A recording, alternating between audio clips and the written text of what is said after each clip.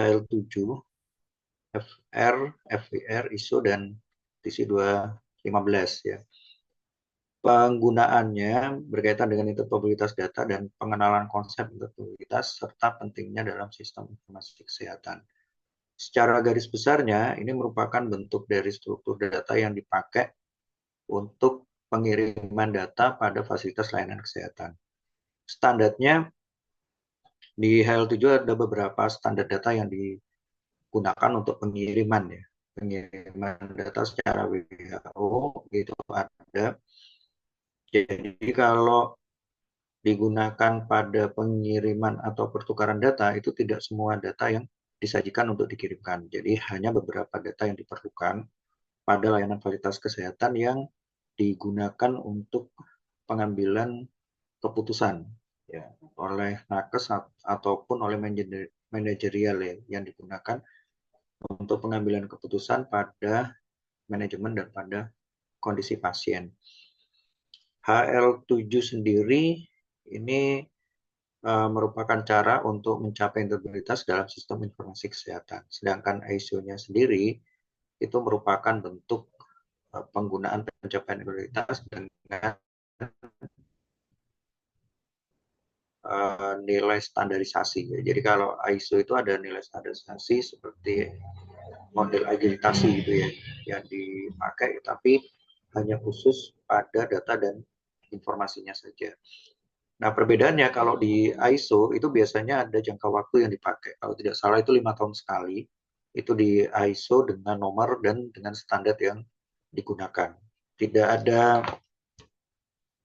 perpanjangan ya, sepertinya tidak ada perpanjangan. Jadi hanya ada untuk pengulangan kembali pada akreditasi tersebut. Ya. Jadi kalau sudah ISO-nya selesai pada batas waktu yang sudah ditentukan, nanti ada ISO kembali ya, yang digunakan untuk mengupdate ISO yang terbaru.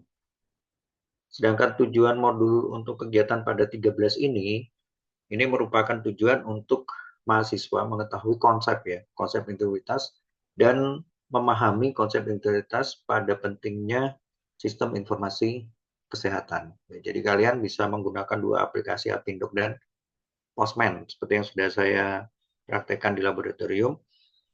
Jadi itu yang digunakan untuk melakukan kegiatan pertukaran data. Kemudian standar HL7 ini pengenalan ya untuk mencapai integritas dalam sistem informasi kesehatan.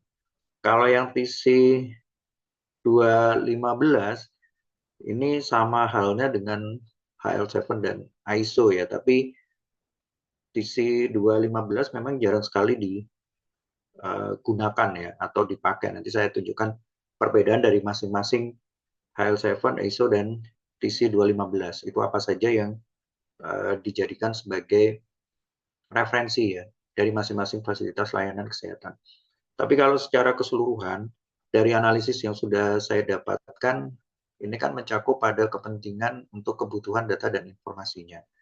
Jadi tidak ada peraturan dan perundang-undangan yang menyatakan bahwa dalam Vaskes itu harus menggunakan ISO, harus menggunakan HL7, FHR ya, kemudian TC 215 tidak ada.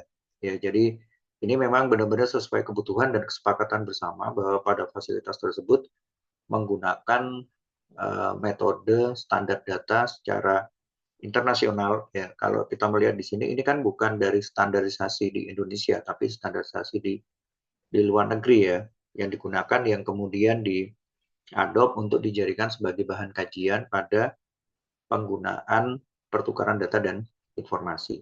Nah, penggunaannya sendiri ini kalau di HL7 pada Apindog ini integrasi dengan sistem kesehatan Apindog ini dapat digunakan untuk mengimplementasikan sistem kesehatan yang berbeda ya, menggunakan standar HL7 sehingga memungkinkan pertukaran data kesehatan yang lebih efektif.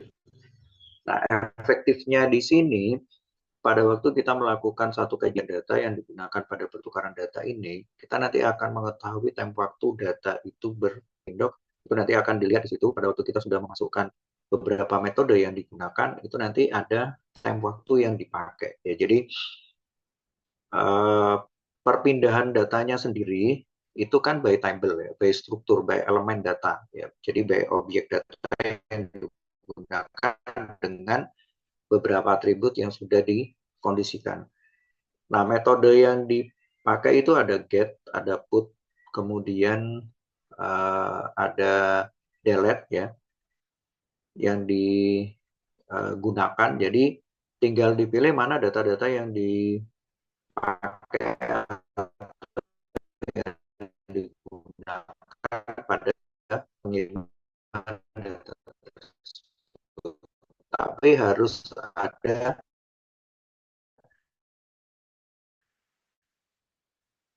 dengan yang sama. Ini akan melakukan pertukaran data yang kan adalah diagnosanya. Ya. Ini kalau antar vaskes, tapi juga ada Kementerian Kesehatan, contohnya di Satu Sehat, seperti yang sudah saya tunjukkan pada bagian informal itu ada banyak data kesehatan yang dimasukkan di sana. Tidak hanya berkaitan dengan diagnosa atau ya, kemudian data obat serta ini ya data pemeriksaan, terapi dan sebagainya itu masuk. Karena ini merupakan bentuk permintaan dari Satu Sehat. Data informasi yang di seluruh vaskes Indonesia dimasukkan di sana ya. Jadi harus dibedakan kepentingan antara dua organisasi yang berbeda ini. Kalau dari vaskes dan vaskes memang sesuai dengan kebutuhan, tapi kalau ini berkaitan dengan kebijakan dan peraturan yang dari pemerintah, itu tergantung dari peraturan dan kebijakan tersebut dibuat. Ya, jadi dia membutuhkan dan memerlukan apa-apa saja data yang digunakan.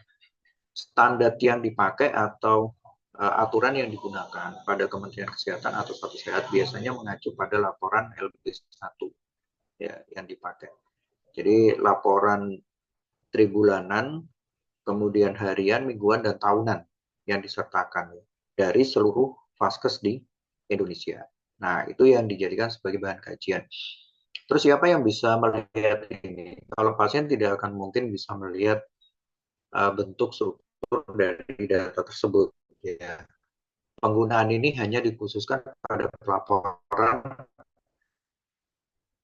tahunan untuk pengambilan keputusan dan kebijakan ini sebagai bahan masukan ya sebenarnya yang digunakan apa-apa saja yang nantinya sebagai program kesehatan pada tahun berikutnya atau pada tahun berjalan. Ya, jadi harus ada pembedaannya. Jadi kita harus paham dulu ini data mau dipindahkan atau ditukarkan itu sesuai dengan keperuntukan dari fasilitas kesehatan atau dari organisasi kesehatan. Ya, jadi sangat berbeda sekali ya. Dan itu memang apa ini perlu ada kesepakatan bersama ya untuk melakukan kegiatan tersebut dan ada landasan hukum yang digunakan. Ya. Pengembangan API pada kesehatan di aplikasi Apindop ya kalau kita melihat di sini ini pengembangannya sesuai dengan standar HL7 ya sehingga memungkinkan untuk pengembangan aplikasi kesehatan yang lebih interoperabilitas ya. Jadi memang kalau dikembangkannya pun ya ketika data ini dikirim jelas ini sangat bisa dikembangkan secara antarmuka ya. Karena apa? Karena elemen data yang dikirimkan itu sudah jelas ya, sudah pasti data-data itu tersebut yang digunakan. Tapi nanti output keperuntukannya itu bisa kita lihat sampai sejauh mana dia bisa digunakan. Nah, ini yang diperlukan pada penggunaan pertukaran data dan informasi yang berkaitan dengan bagaimana manajemen data itu dikelola. Ya. Kemudian yang ketiga adalah pengelolaan data kesehatan pada Apindop ini digunakan untuk mengolah data kesehatan yang sesuai dengan standar HL7.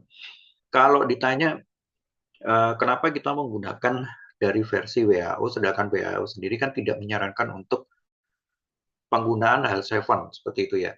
Jadi ke depan mungkin sudah dibuat jalan dulu ya. Maksudnya itu dibuat prosedur aturan kalau ini disertakan dengan penggunaan data dan informasi serta pertukaran data yang standarisasi atau yang direferensikan dari WHO dengan HL7 ini digunakan beberapa poin bagian di Indonesia dipakai di semua vaskes. Tujuannya adalah untuk bekerja sama dengan fasilitas layanan di luar negeri. Apa ini justifikasi yang jelas ya dari Kementerian Kesehatan pun bagaimana aturan tersebut dikelola ya. Tapi beberapa isu itu menunjukkan bahwa nantinya di Asia Tenggara akan ada penggunaan rumah sakit secara internasional dan terpadu di kawasan Asia Tenggara. Ya. Jadi contoh dari Rumah Sakit Indonesia bisa melakukan kegiatan di rumah sakit yang berada di kawasan Asia Tenggara seperti di Singapura, Malaysia gitu kan ya. Jadi kalau kita berobat ke sana, data kita bisa dikirimkan langsung ke rumah sakit tersebut. Ke depan itu mungkin akan seperti itu nantinya. Kenapa standarisasi HL7 ini dipakai dan mungkin nanti di berikutnya WHO akan memberikan justifikasi yang lebih lengkap secara program internasional bahwa semua fasilitas layanan dan Kementerian Kesehatan di Asia Tenggara kemungkinan ya itu harus menerapkan dan menggunakan HL7. Jadi kalau sekarang memang tidak ada aturan baku, kebijakan baku yang menyatakan bahwa HL7 sebagai referensi utama untuk digunakan di fasilitas layanan kesehatan di Indonesia. Belum ada ya, tapi ranah untuk membuatnya dari awal itu sudah dipersiapkan jauh-jauh hari ya untuk menghadapi hal tersebut. Kemudian meningkatkan interoperabilitas penggunaan standarisasi pada Apindog dapat meningkatkan interoperabilitas antara sistem kesehatan yang berbeda. Jelas ya, ini pasti kalau digunakan secara efisiensi dan itu sangat efektif, pasti akan membantu untuk mobilitas data di bidang kesehatan. Contoh penggunaan L7 pada Apindog ini adalah API rekam medis elektronik ya. Apindog dapat digunakan untuk mengembangkan API rekam medis elektronik dengan standar HL7 sehingga memungkinkan integrasi dengan sistem kesehatan lainnya. Ini bisa terlihat pada struktur data, elemen data, dan objek data yang digunakan. Nah, kegiatannya untuk praktikumnya itu kita menggunakan beberapa resource perpindahan data pasien ya, yang menggunakan data jenis seperti nama dan alamat serta tanggal lahir yang nantinya kita akan buat di Apindog.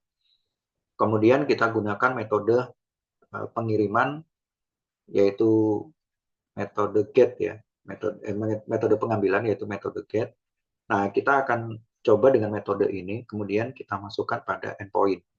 Jadi kalau di Apindog itu metode yang dipakai selain dari metode untuk pengirimannya, alat yang digunakan atau fitur fungsi yang dipakai untuk pengiriman tersebut namanya adalah endpoint. Ya. Jadi kita akan membuat struktur data dan atribut data yang kita masukkan sesuai dengan kebutuhan data yang digunakan dan kesepakatan bersama itu ada di endpoint. Ya, jadi di endpoint nanti yang digunakan sebagai bentuk pengiriman datanya. Dan simulasi aplikasi yang menunjukkan bahwa pengiriman ini bisa digunakan itu adalah Postman yang dipakai ya untuk melihat hal tersebut.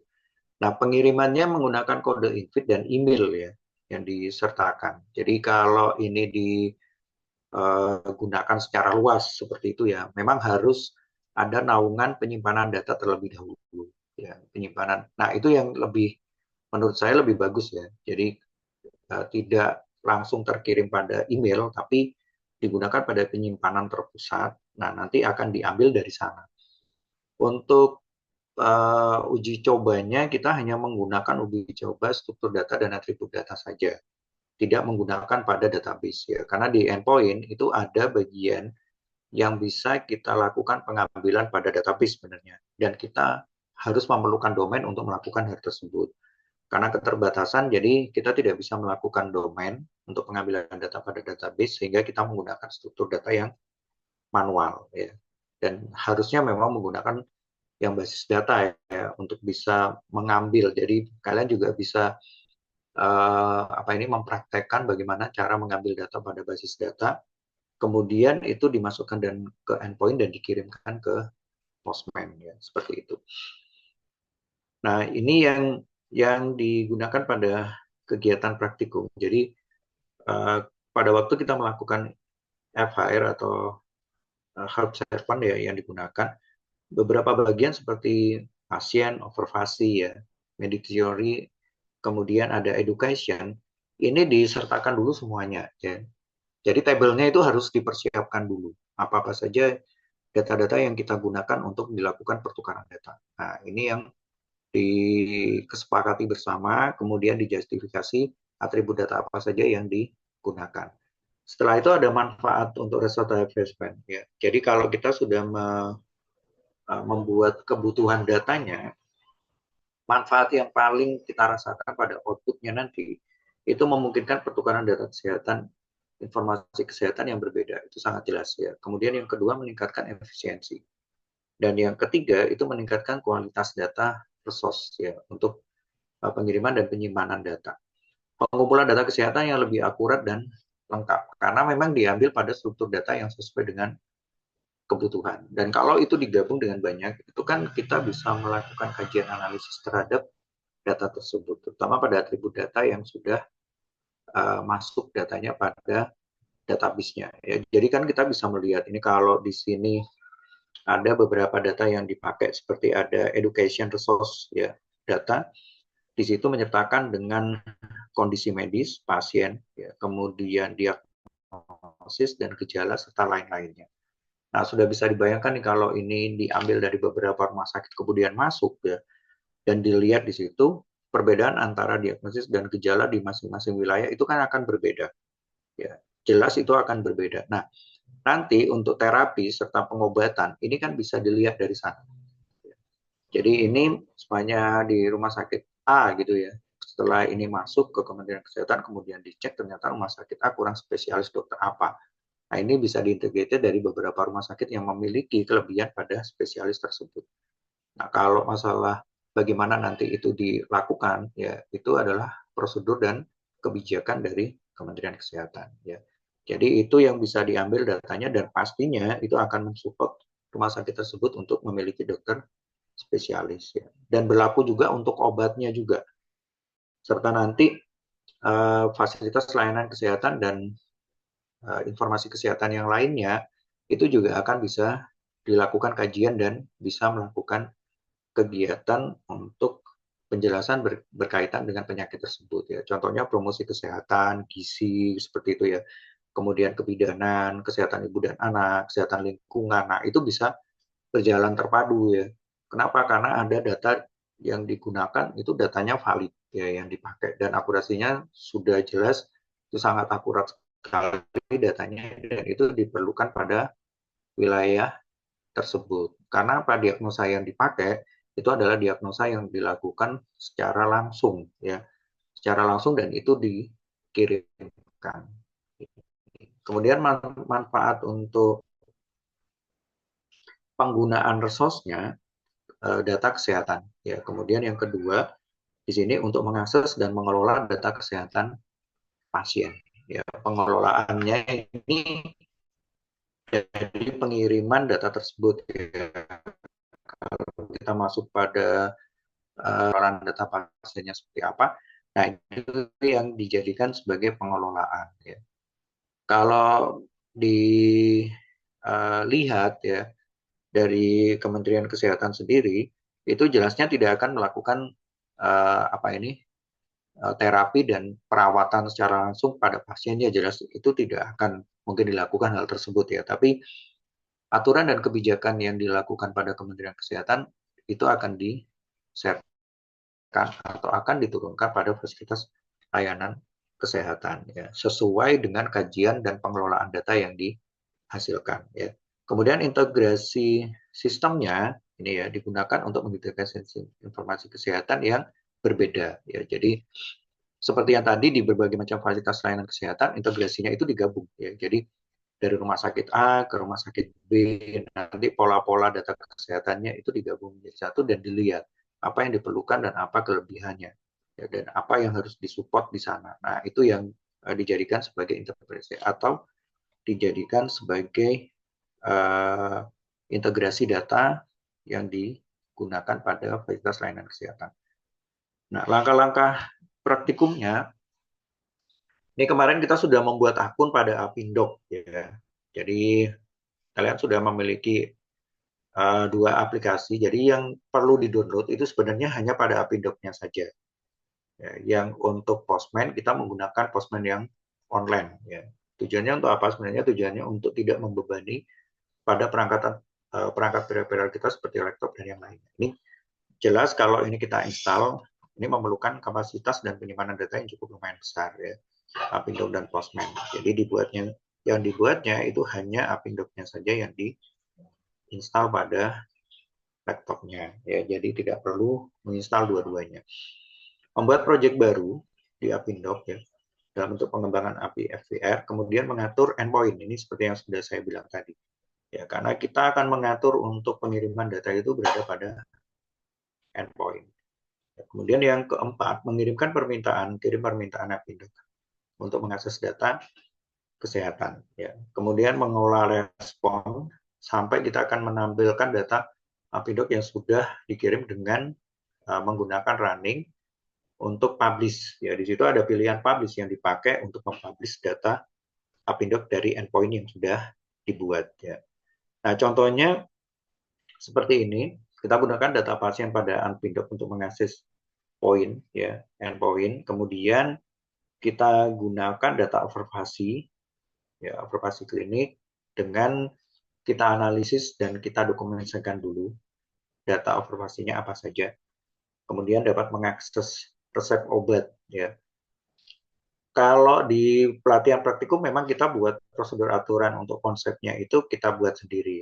Jadi kita lakukan sendiri apa-apa yang digunakan karena kita mengabaikan aturan dan kebijakan ya. Jadi tidak melihat pada aturan kebijakan apa yang harus digunakan pada data-data yang diperlukan di endpoint ya. Kita abaikan itu, jadi kita melatih bagaimana cara kita mengirim data ini sampai diterima pada Postman ya, pada Postman. Nah, Postman sendiri itu kita jadikan sebagai satu sehatnya ya. Jadi kita membuat simulasi atau contoh prototipe pada satu sehat di Postman.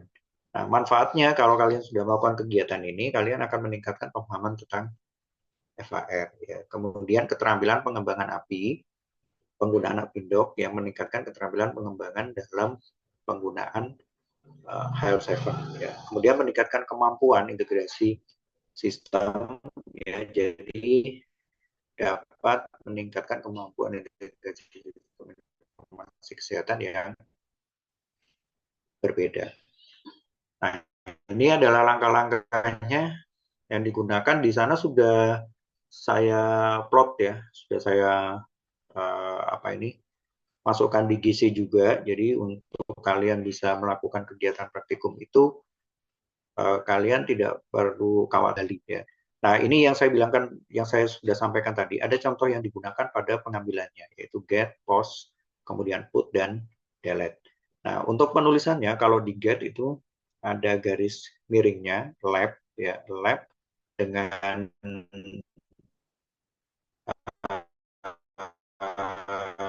apa ini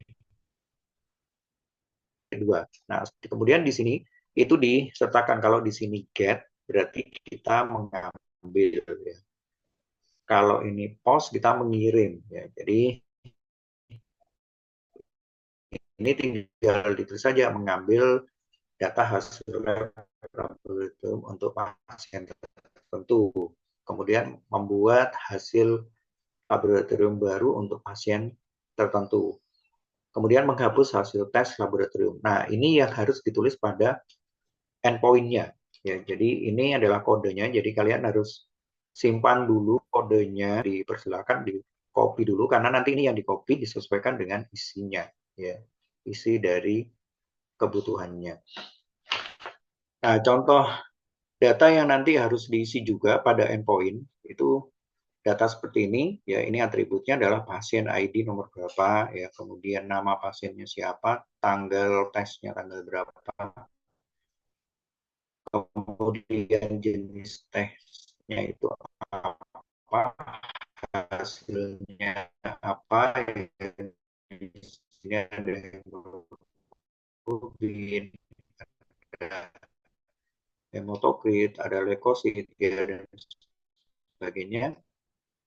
Kemudian ada unit GLDL-nya, ya, berapa persen untuk UL-nya, keterangan hasil tes darah pasien dengan nama apa, tanggal berapa. Nah, ini contohnya seperti ini. Dan ini adalah JSON yang digunakan pada format datanya. Ini diambilnya pada waktu kita sudah menyelesaikan endpoint ya. Jadi nanti kita download ini. Jadi yang sebenarnya kalau mau diambil, kita ambil dari program yang ada di database-nya ya.